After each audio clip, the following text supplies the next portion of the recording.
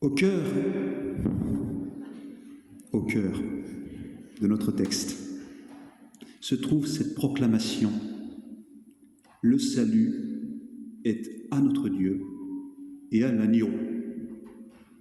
C'est un cri qui jaillit au beau milieu de cette vision que nous dépeint l'auteur de l'Apocalypse. Le salut est à notre Dieu et à l'agneau. Et l'agneau qui est à la fois immolé et debout, selon l'auteur, c'est Jésus-Christ, mort et ressuscité. Autrement dit, notre libération appartient uniquement à ce Dieu qui se révèle à nous en Jésus-Christ, mort et ressuscité. C'est une proclamation de foi qui monte de cette foule innombrable qui se trouve là, rassemblée devant le trône de l'agneau.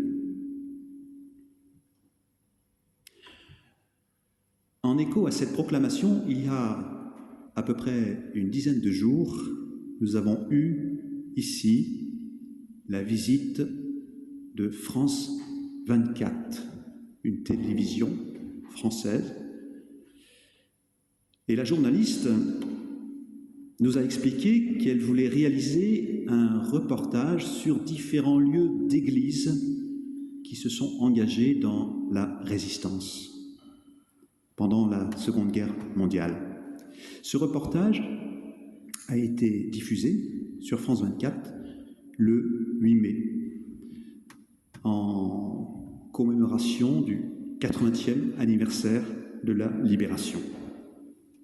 Ainsi, Guy Blanc et moi-même, nous avons accueilli cette journaliste ici, dans ce temple.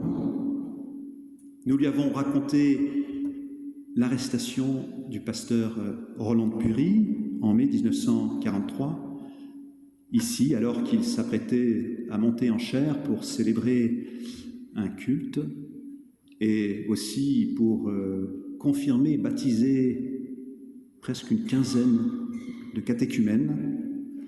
Eh bien, la Gestapo est arrivée, l'a arrêté, il a été incarcéré au fort Montluc. Voilà, nous avons expliqué tout cela à cette journaliste. Et puis, nous l'avons emmené dans les greniers du temple, au-dessus, derrière. Pourquoi ? Parce que c'est là où les réfugiés juifs étaient cachés dans l'attente de leur passage clandestin en Suisse. Et puis nous lui avons expliqué que Roland et Jacqueline aussi, Roland et Jacqueline de Pury, étaient entrés en résistance au nom de leur foi. Et que dans l'Église réformée de France, il y a eu toute une mobilisation contre l'idéologie nazie, qui est partie au départ d'un petit groupe d'une quinzaine de personnes, dont Roland de Pury faisait partie, qui se sont retrouvés pour rédiger les thèses de Pomerol. Les thèses de Pomerol, un texte qui ensuite a été diffusé dans les différentes instances de l'Église réformée, dans les conseils presbytéraux et dans les synodes. Un texte qui a d'ailleurs été discuté, approuvé par un synode national. Je crois que c'était en 1941. Et ce texte est une véritable proclamation de foi. Ça ne veut pas dire d'ailleurs que parce qu'il a été lu dans les synodes et dans les conseils, tout le monde était d'accord. Ça ne signifie pas ça. Mais il a été soumis, il a été discuté. Et ce texte, c'est une véritable proclamation de foi qui, me semble-t-il, fait écho à ce texte de l'Apocalypse, puisqu'il confesse Jésus-Christ est notre seul Sauveur, Jésus-Christ, seul Seigneur du monde, seul Sauveur, seul Seigneur du monde. Alors, Le rapprochement que je fais entre la résistance contre le nazisme et le livre de l'Apocalypse peut peut-être vous paraître fantaisiste, mais je voudrais vous rappeler que l'Apocalypse, c'est un véritable écrit de résistance spirituelle adressé à des églises qui sont menacées de persécution. Et cela interroge, cela m'a posé question en tout cas. En quoi l'affirmation « Jésus-Christ est notre seul sauveur », notre seul salut, en quoi cela peut être le point de départ de tout un mouvement de résistance? En quoi l'affirmation du livre de l'Apocalypse que nous avons lu à l'instant, le salut est à notre Dieu et à l'agneau, en quoi cela fonde une résistance spirituelle contre l'oppression? Pour comprendre, il nous faut revenir au tableau que dépeint le visionnaire de l'Apocalypse. En effet, il nous propose toute une fresque d'images. Ici en particulier, il met en scène un trône royal et différents personnages qui gravitent autour de ce trône et qui rendent un culte à celui qui est sur ce trône. Et sur ce trône royal, précisément, il y a Dieu. Il y a Dieu, mais représenté par un agneau immolé, qui cependant est debout, et qui tient dans sa main un livre scellé, c'est-à-dire un livre fermé, avec 7 sceaux. On pourrait dire 7 verrous. Une façon de nous dire que la vérité ne se voit pas à l'œil nu. C'est pour cela, d'ailleurs, que ce livre s'appelle Apocalypse. Apocalypse, cela signifie révélation, dévoilement. Oui, parce que ce livre cherche à dévoiler une vérité cachée, à nous révéler une réalité invisible derrière la réalité visible. Et qu'y a-t-il donc dans ce livre que seul l'agneau sur le trône peut ouvrir? Il y a d'abord, ça c'est les chapitres précédents, des chevaux, des cavaliers de différentes couleurs, munis d'arcs et de flèches, qui symbolisent les famines, les épidémies, les guerres qui ravagent le monde. L'auteur, en fait, s'inspire de visions qu'il trouve dans la littérature apocalyptique de l'Ancien Testament, en particulier dans le livre de Daniel et dans le livre d'Ézéchiel. Mais il s'en inspire, mais il en fait une lecture différente. Alors que chez Daniel et Ézéchiel, les guerres, les famines, les épidémies, et de façon générale les malheurs qui surviennent, sont la manifestation du jugement de Dieu qui s'abat sur les humains, eh bien, ici, il y a un changement de ton. Car celui qui est sur le trône, oui, précisément, celui qui est sur le trône, c'est un agneau immolé et debout. C'est-à-dire, c'est le Christ mort et ressuscité.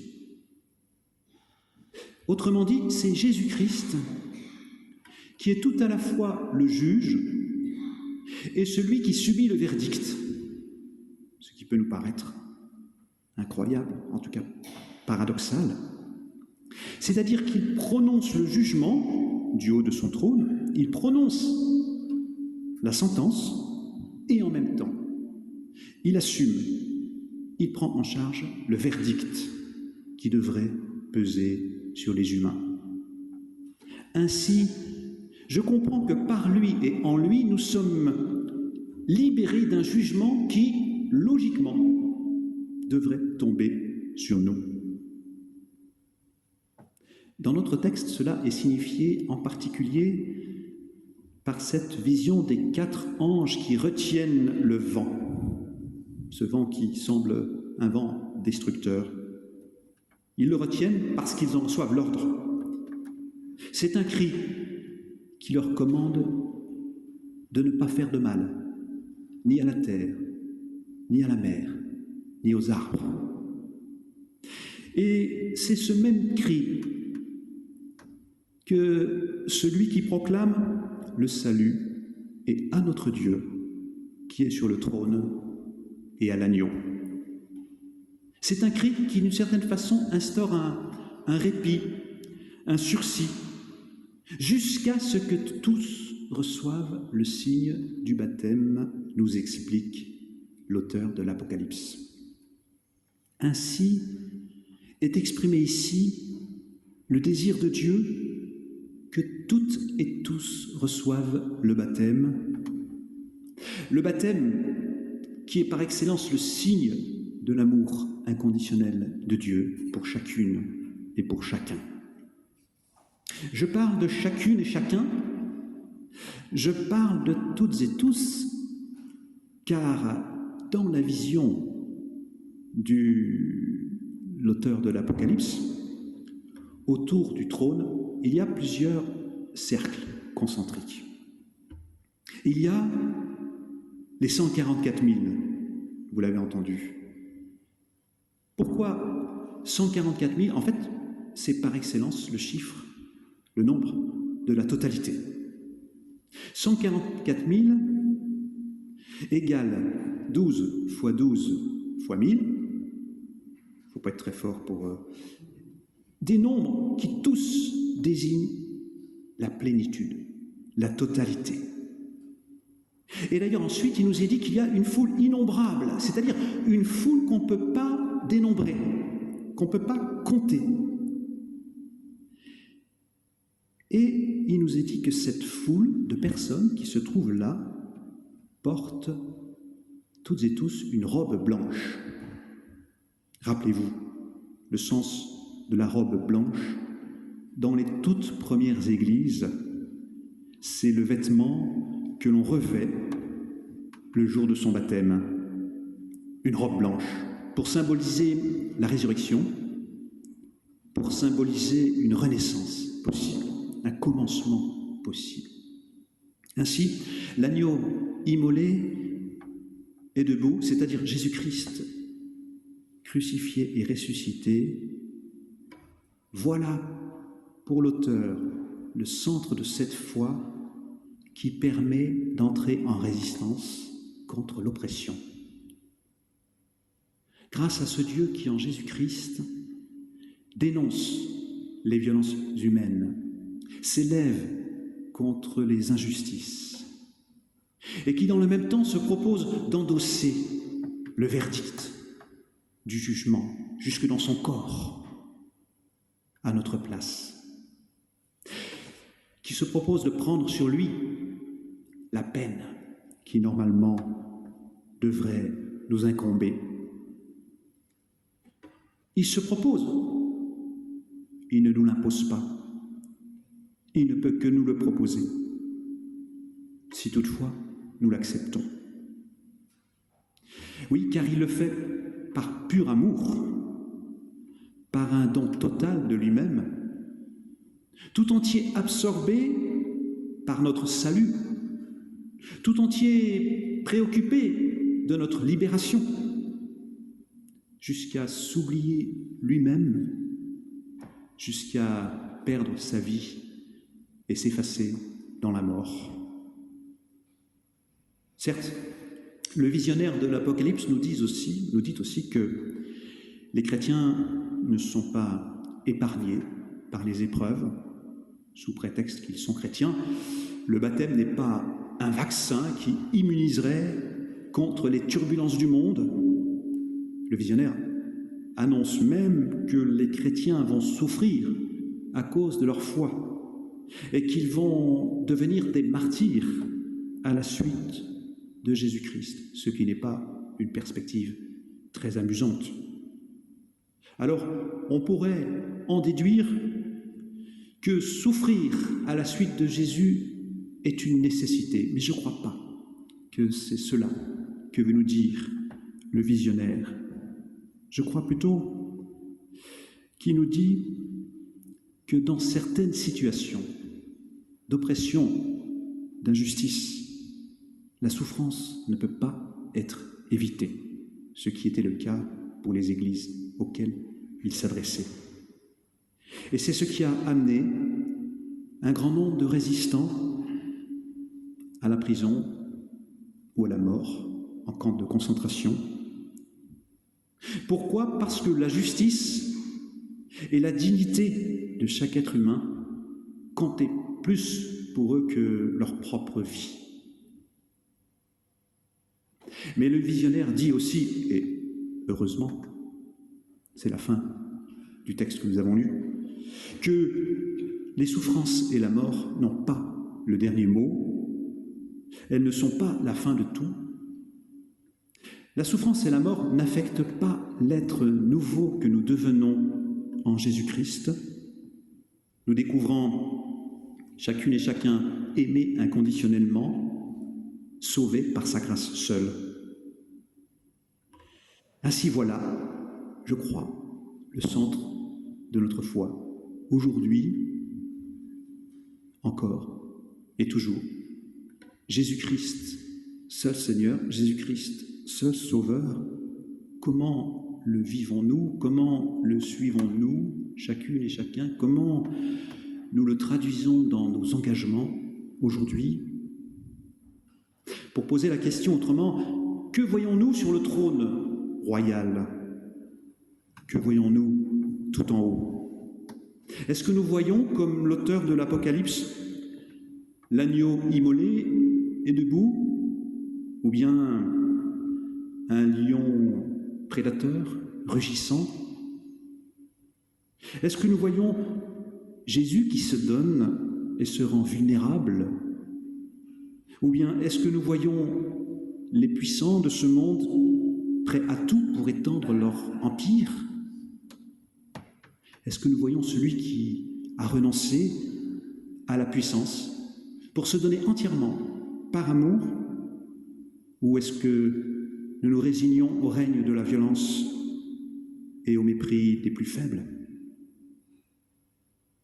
Alors que les nouvelles du monde nous désolent, que par les médias nous sommes témoins de ces nombreux peuples victimes de l'oppression par la famine ou par la guerre, à Gaza, en Ukraine, au Soudan, au Cachemire, au Pakistan et dans bien d'autres régions du monde encore, alors que nous sommes devant tout cela, puissions-nous tourner notre regard vers celui que le visionnaire place sur le trône royal. Alors que la violence se répand comme traînée de poudre entre les peuples, mais aussi entre les personnes, parfois dans notre entourage même, puissions-nous mettre notre confiance, notre espérance, en ce Dieu qui parie sur la force de l'amour pour triompher de tout mal et qui nous appelle à en témoigner, qui nous y aide, qui nous inspire